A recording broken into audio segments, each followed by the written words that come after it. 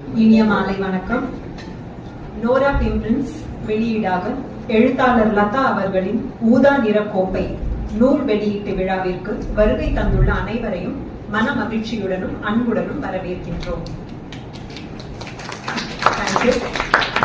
ஒவ்வொரு நூலும் ஒரு உருவகத்துடன் தொடங்குகிறது. இன்று நாம் தொடங்குவது ஒரு கோப்பையுடன். ஆம், ஊதா நிற கோப்பை. நிறங்களுக்கு தனித்தனி மொழி உண்டு.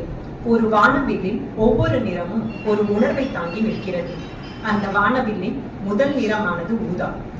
அது எல்லா உணர்வுகளையும் தாங்கி எல்லா நம்பிக்கை ஊட்டுவதாக இருக்கிறது. ஊதா நிறம் சுதந்திரத்தை சுவாசிக்கிறது, மாற்றத்தை தழுவுகிறது, கம்பீரத்தை பிரதிபலிக்கிறது. ஊதா நிறம் ஆழம், மௌனம் மற்றும் சொல்லப்படாத உணர்வுகளின் நிறம். ஊதா நிறம் எப்படி உருவாகின்றது? அதற்கு ஒரு சுவாரஸ்யமான நிகழ்வு இருக்கிறது. பசியை தூண்டுவதற்காக துரித உணவகங்களில் சிவப்பு நிறம் பயன்படுத்தப்படுகின்றது. யோகா மையங்களில் மனநிலை தன்மையை, அமைதியை பெற நீல நிறம் பயன்படுத்தப்படுகின்றது. ஆசையும் உற்சாகமும் வீரியமும் நிரம்பிய சிவப்பும் அமைதியும் நிதானமும் தரும் நீலத்துடன் இணையும் போது அதில் உருவாகும் சமநிலையின் அழகான நிறமே ஊதா. உலக இலக்கியங்களில் ஆப்பிரிக்க அமெரிக்க எழுத்தாளர் Alice Walker the colour purple என்ற புதினத்தை படைத்துள்ளார். அதில் செலி என்னும் இளம்பெண் தன் வேதனைகளையும் அனுபவங்களையும் கடவுளுக்கு கடிதமாக எழுதுகின்றார். அதில் ஒரு வரி வருகிறது: ஒரு புல்வெளியில் ஊதா நிறத்தை கவனிக்காமல் கடந்து சென்றால் அது கடவுளையே காயப்படுத்தும். அதே போல்தான் இன்று நாம் வெளியிடப்படும் எழுத்தாளர் லதா அவர்களின் ஊதா நிற கோப்பை. இந்த நூலை நாம் எளிதில் தாண்டி செல்ல இயலாது. இப்புத்தகம் ஆண்களை பற்றிய சிந்தனைகள், அனுபவங்கள் மற்றும் பார்வைகளை பகிர்ந்து கொள்ளும் ஒரு கட்டுரை தொகுப்பு. பொதுவாக ஒரு பெண் தனது வாழ்க்கையில் உள்ள ஆண்களை பற்றி எழுதுவது அரிது.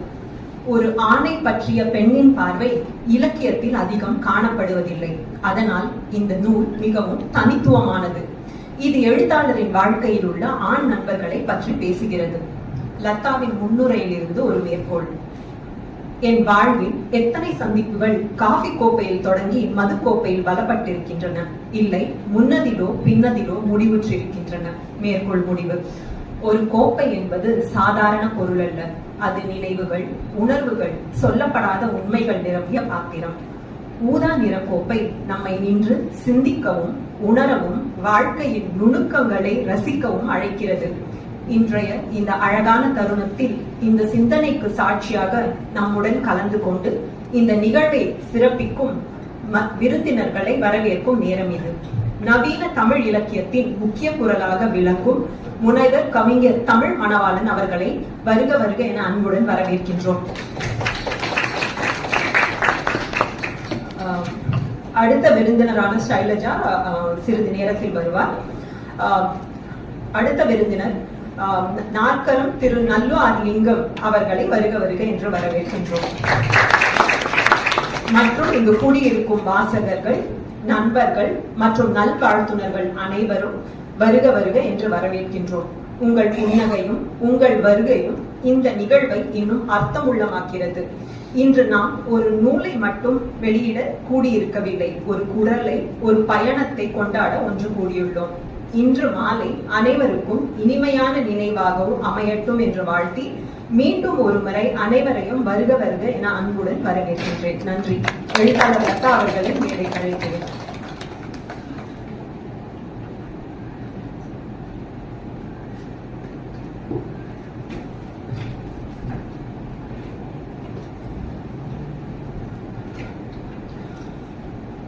விருந்தினர் அறிமுகம். இன்றைய இவ்விழாவில் நம் அனைவருக்கும் பெருமை சேர்க்கும் ஒரு சிறப்பு நபரை அறிமுகப்படுத்துவதில் பெருமகிழ்ச்சி கொள்கிறேன்.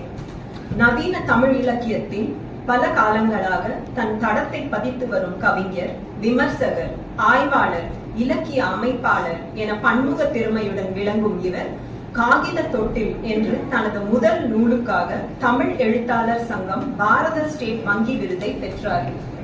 வைகர இலக்கிய வாசல், பகிர்வு, நவீன கலை இலக்கிய பரிமாற்றம் போன்ற அமைப்புகள் மூலம் இலக்கிய செயல்பாடுகளை முன்னெடுத்து வருவதோடு சௌமா இலக்கிய விருது ஒருங்கிணைப்பாளராகவும் சிறப்பாக பணியாற்றி வருகிறார்.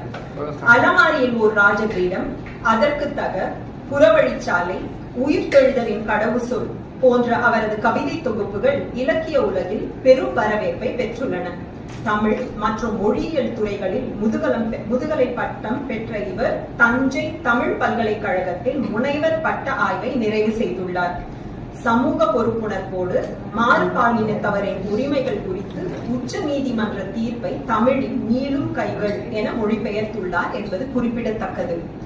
இலக்கியத்தோடு மட்டுமல்லாமல் திரைப்படத்துறையிலும் உரையாடல் ஆசிரியராகவும் பாடல் ஆசிரியராகவும் தனது பங்களிப்பை வழங்கியிருக்கிறார். இவ்விதமாக இலக்கியம், சமூகம், திரைப்படம் என பன்முக தளங்களில் தன்னை அர்ப்பணித்து வரும் இவர் கவிஞர், முனைவர், தமிழ் மணவாளன். எல்லோரும் தமிழ் மணவாளன் அவர்களை இருகரம் கை தட்டி வரவேற்குமாறு.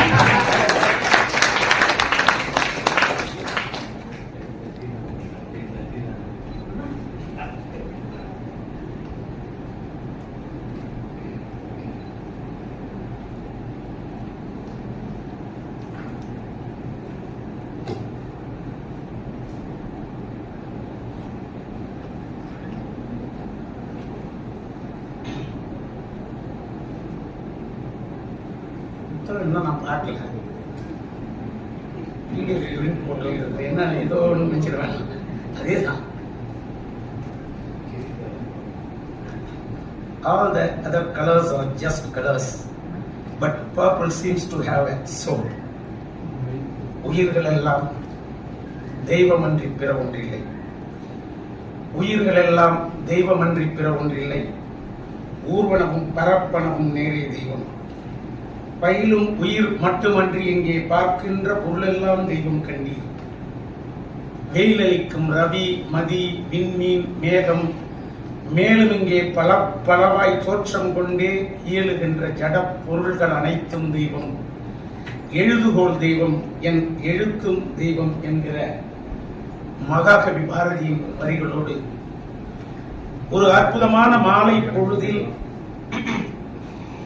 லதா அவர்கள் எழுதியிருக்கிற ஊதா வண்ண கோப்பை என்கிற இந்த நூல் வெளியீட்டு விழாவிலே பங்கு கொண்டு அந்த நூல் குறித்த எனது கருத்துகள் சிலவற்றை உங்களோடு பகிர்ந்து கொள்கிற இந்த நல் வாய்ப்பிற்காக முதற்கண் என் நன்றியை உரித்தாக்கி மகிழ்கிறேன்.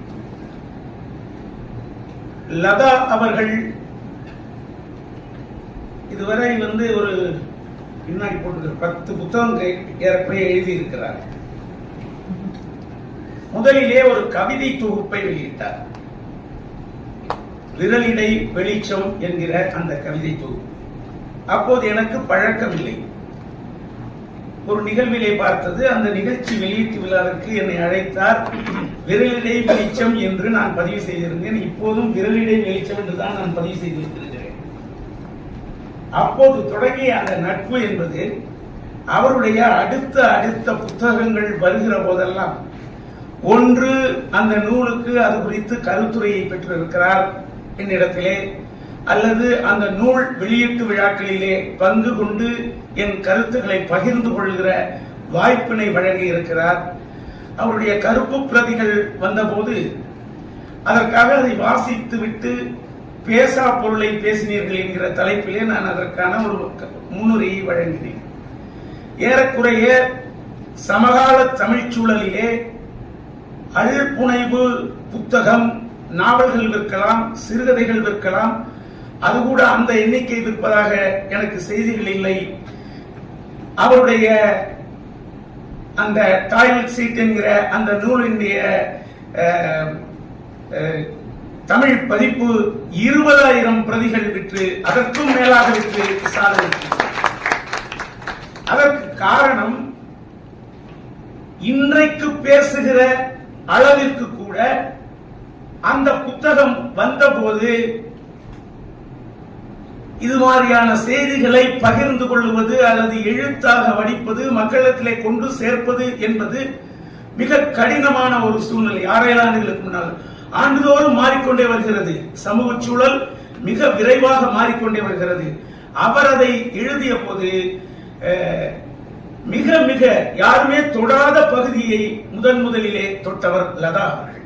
அதைத் தொடர்ந்து மந்தை மாந்தர்களாகட்டும், உளவியல் சார்ந்த பல்வேறு கருத்துக்களை மந்தை மாந்தர்களே பேசியிருந்தார். லதா அவர்களுடைய எழுத்திலே மிக முக்கியமான அம்சம் என்பது, ஒரு புனைவிலே எதை வேண்டுமென்றாலும் நாம் எழுதிவிட்டு செல்லலாம்.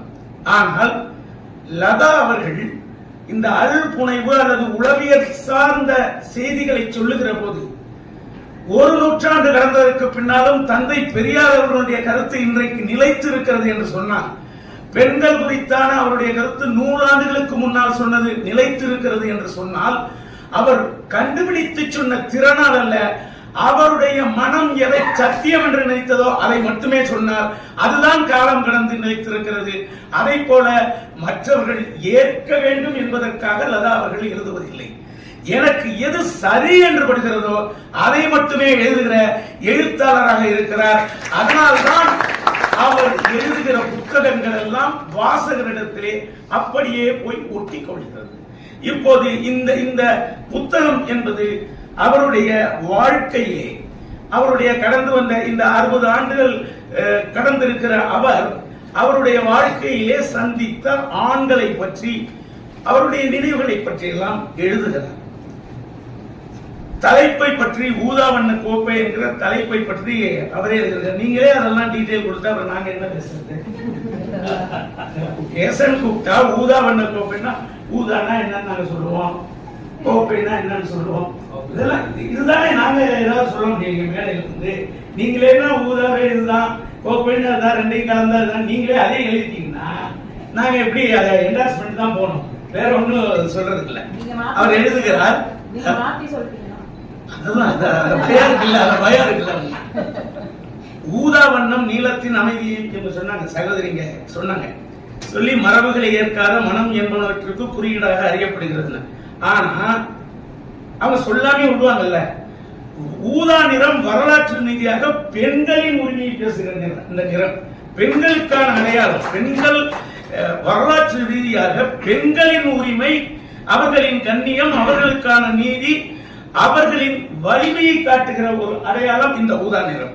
அதனாலதான் சர்வதேச மகளிர் தினத்திற்கு அடையாளமாக இந்த நிறத்தை வைத்திருக்கிறார்கள் என்பது முக்கியம். அப்ப சில படிமங்களுக்காக அல்லது சில உருவகங்களுக்காக இவர் இந்த வண்ணத்தை வைத்தாலும் கூட, இவர் இந்த சமூகத்தில் பெண்ணின் வலிமையை பேசுகிற அந்த துணிச்சலை பெற்றிருக்கிற இந்த கட்டுரையை எழுதியிருக்கிறார் என்பதுதான் இந்த வண்ணத்திற்கான பொருத்தம் என்று நான் நினைக்கிறேன். இவர் என்ன எழுதுகிறார்னா, அதற்கு முன்னாடி அந்த புத்தகம் இருந்ததை காமிச்சு வர சந்துருவ பாராட்டணும். பாராட்டுல பட் அந்த புத்தகம் இருக்கணும்ல, என்ன பாராட்டணும். ஒரு புத்தகம் ஒரு தலைப்பை ஒரு படைப்பாளி வைக்கிறார் என்றால், அந்த தலைப்பை அட்டைப்படத்திலே அப்படியே நம் மனதில் பதிகிற மாதிரி பதிய வைக்கிற ஆற்றல் வடிவமைப்பாளர் சந்திர அவர்களுக்கு ஒவ்வொரு புத்தகத்திலும் நான் கவனிக்கிறேன். மந்தை மாதர்களாகட்டும் ஒவ்வொரு புத்தகத்திலும் பார்க்கிறேன். அதற்கான அந்த தலைப்புக்கான நுட்பமான பொருளை உணர்ந்து கொண்டு அதை அட்டையாக வடிவமைப்பவர். புத்தக வடிவாக்கமும் வடிவமைப்பில் சந்துரு மிகச்சிறந்த ஒரு வடிவமைப்பாளராக இருக்கிறார். அவருக்கு என்னுடைய முதற்கண் வாழ்த்துக்களை தெரிவிக்க நேரத்திலே கடமைப்பட்டிருக்கிறேன். இந்த நூல்ல